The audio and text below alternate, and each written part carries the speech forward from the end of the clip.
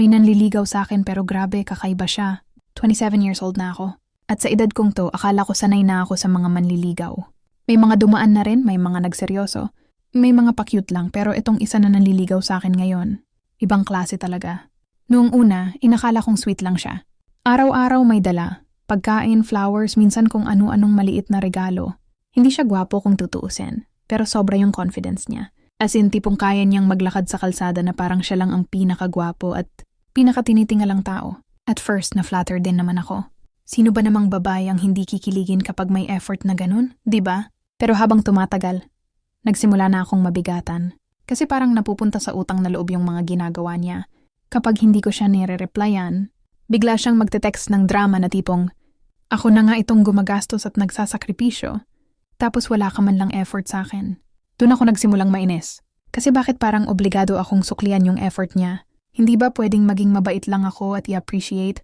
Tapos hanggang doon na lang? Pero hindi eh. Gusto niya agad commitment. Hanggang sa dumating sa point na gusto niya na agad akong ipakilala sa pamilya ko.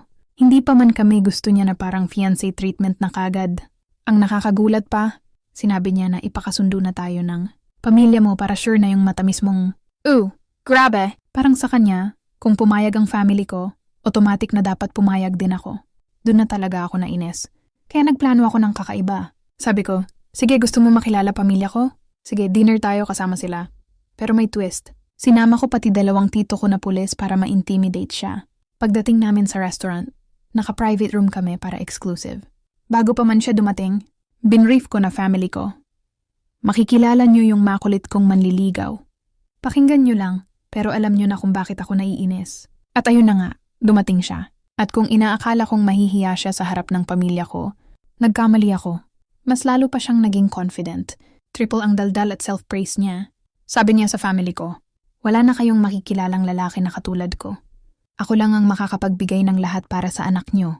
Ako ang lalaking mapagmahal at tapat na pwede niyong pagkatiwalaan. Grabe, ang dami pa niyang sinabi.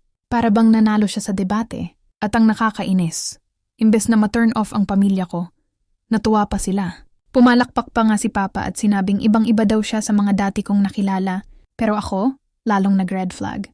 Kasi confident siya. Pero sa mata ko parang overconfidence na bordering sa kapal ng muka. Hindi kasi siya pasok sa ideal guy ko.